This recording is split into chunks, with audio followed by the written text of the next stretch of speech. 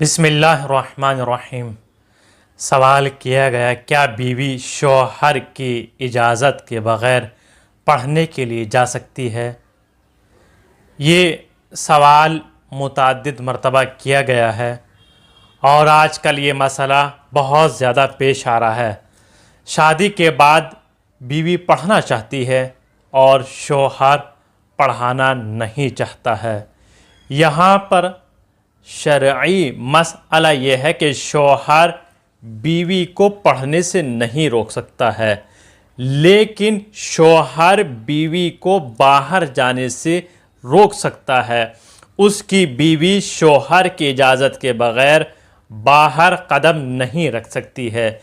लेकिन अगर बीवी पढ़ना चाहे तो घर रहकर पढ़ सकती है।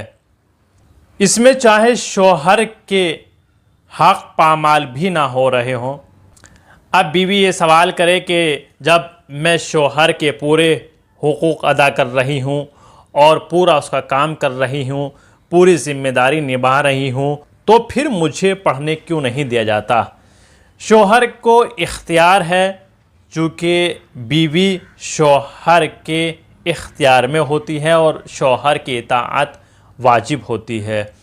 अगर शौहर आपको बाहर जाने से रोक रहा है तो आप पर वाजिब है कि बाहर ना जाएं, आप घर रहकर ही पढ़ सकती हैं। लेकिन फिर भी उसके बावजूद भी आप घर से बाहर कदम निकाल रही हैं और पढ़ने के लिए जा रही हैं, तो वो किसी भी सूरत में जायज़ नहीं है जब तक कि आपका शौहर राज़ी ना हो जाए और वो पढ़ने के लिए आपको इजाज़त ना दे दे, यानी आपको बाहर जाने की और पढ़ाई की इजाज़त ना दे दे, तो शरअन हराम है। इस फ़ेल से आप परहेज़ करें।